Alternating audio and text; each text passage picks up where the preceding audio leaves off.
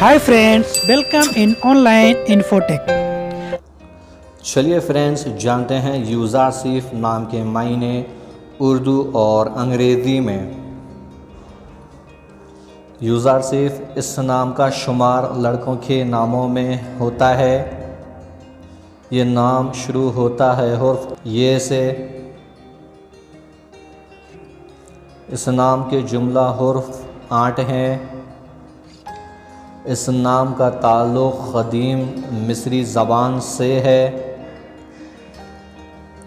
इस नाम का ताल्लुक़ मज़हब इस्लाम से है।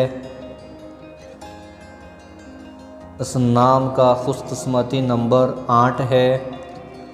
इस नाम के मायने हैं उर्दू में शहंशाह, इंग्लिश मीनिंग इज़ एम्परर।